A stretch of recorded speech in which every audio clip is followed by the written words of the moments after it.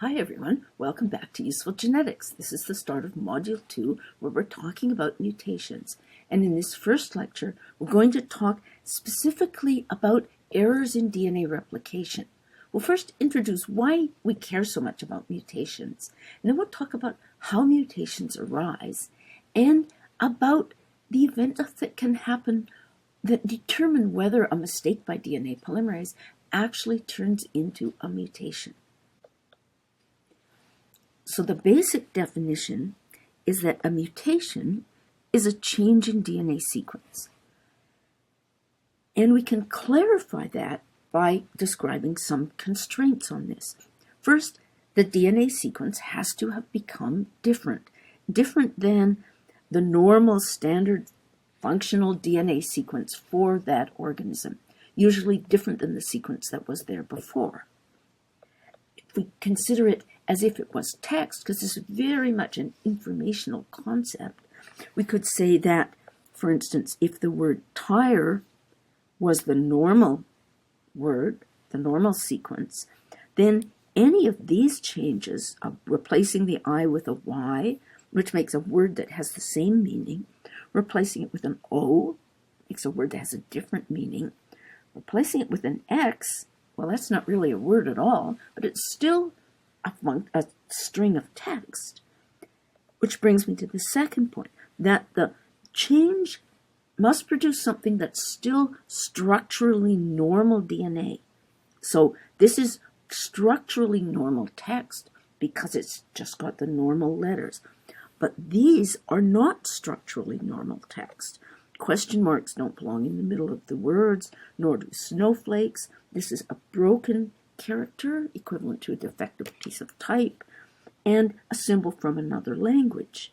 So none of these are mutations. And part of the reason that they're not considered mutations is that a mutation must be inherited by daughter DNA molecules. If you have to be able to pass it on. And these structures are not things that DNA polymerase would recognize, and so they can't be inherited.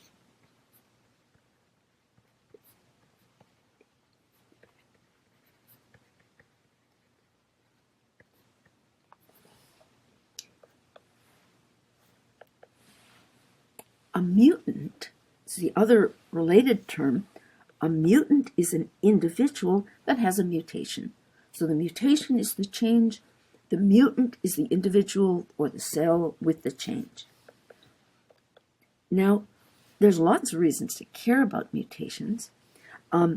Mutations reduce fitness. They cause harm to individuals and they cause extinction of species. They cause cancer. We'll talk a lot about cancer and how mutations are the cause of cancer in Module 4.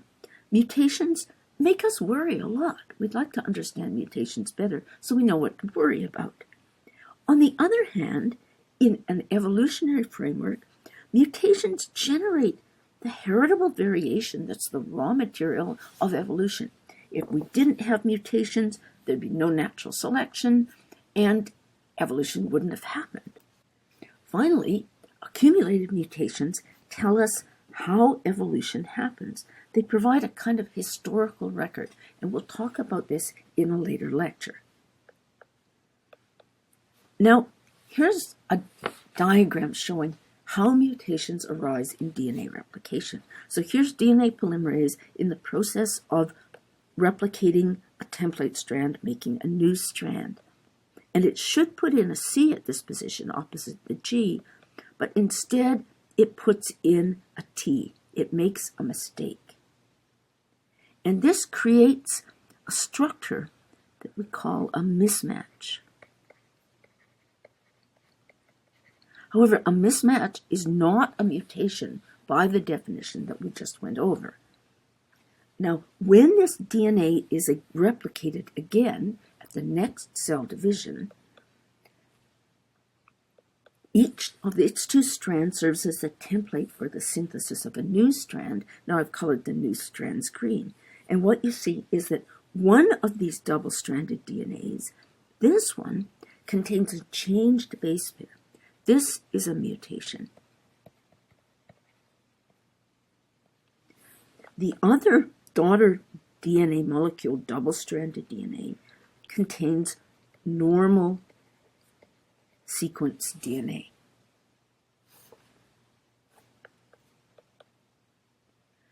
Now, most mutations start out as mismatches, but most mismatches don't become mutations. In fact, less than 1% of mismatches become the kind of mutations that I just showed you. And that's because of a function carried by DNA polymerase called proofreading. Proofreading is a term, of course, from English publications, from text, and it means in the context of DNA replication, it means exactly the same thing that it means in the context of checking the quality of type of written material. So here's our DNA polymerase, and it's made a mistake. It's created a mismatch. Now, in the previous slide, I showed DNA polymerase just chugging on ahead. But in fact, DNA polymerase doesn't do that.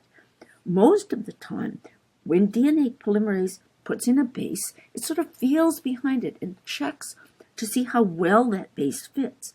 And if that base doesn't form a proper base pair with the template strand, DNA polymerase backs up, and this brings into position a part of the DNA that's able to cut out the defective, the mismatched base, which then allows DNA polymerase to proceed synthesizing, inserting a correct base, and then continuing with the synthesis of the DNA. So in the absence of proofreading, the error rate is about 10 to the minus 5 to 10 to the minus 6. So that's mismatches per base pair. That's about 1 in 10,000 to 1 in 100,000 base pairs is the wrong base. Now that's actually an extraordinarily accurate replication rate for a molecule to be able to accomplish, but it's not good enough. With proofreading, the error rate goes down to approximately 10 to the minus 8th, which is an astonishingly high fidelity rate. But it's still not good enough because our genome is so big. And the cell solves that by bringing in a completely new independent repair system on top of proofreading, and that repair system is called mismatch repair. It does exactly what its name suggests it would do. So here's our DNA molecule containing a mismatch. This time DNA polymerase didn't notice it, didn't proofread it and correct it. It's been left behind. Now, so far I've drawn DNA with mismatches as if it was structurally normal. But in fact, the inability to form a base pair here creates a deformation in the backbone of the DNA. I'm just going to draw it as a little kind of bump. And mismatch repair enzymes travel along the DNA, feeling the shape of the DNA. And when they encounter a place where the shape of the DNA is wrong, they initiate a repair process. And what they do is they cut out the damaged section, the wrong base, and some bases around it. And then they leave the DNA. This creates a gap in the DNA where a repair polymerase, a special DNA polymerase called a repair polymerase, can come in and fill in the gap using the template strand to insert the correct base. And then the DNA repair polymerase leaves the DNA, and we've restored functional DNA. So the efficacy of mismatch repair is such that it corrects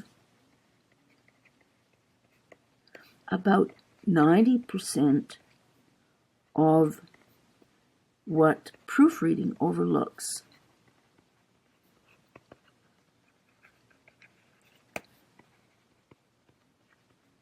So the final error rate is approximately 10 to the minus 9th errors per base pair, which is an extraordinary fidelity for a molecule or a molecular complex to achieve, far better than we can do ourselves. So here's a question. If DNA polymerase inserts a wrong base that isn't corrected by proofreading, it isn't corrected by mismatch repair, and then the DNA gets replicated again when the cell next divides, can the mistake still be corrected?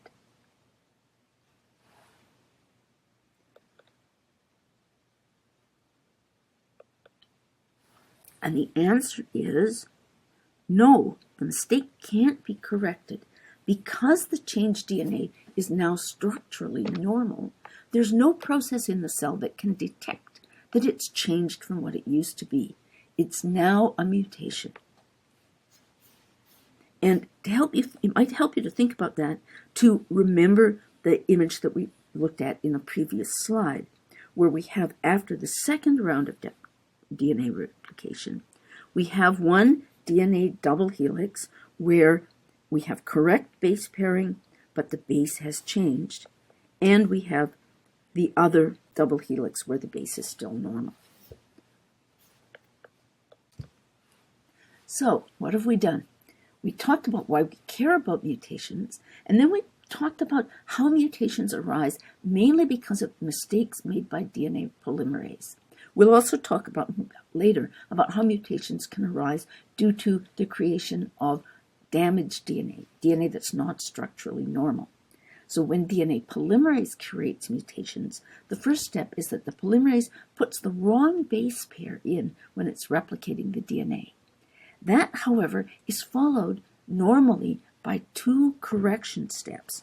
First, a proofreading step, and then a mismatch repair step, which between them reduce the rate of mistakes in DNA replication by more than a factor of 1,000. Coming up next, we're going to talk more about mutation rates, and we're going to talk about how natural genetic variation is the product of mutation rates and the action of natural selection on the mutations that are created. I hope to see you there.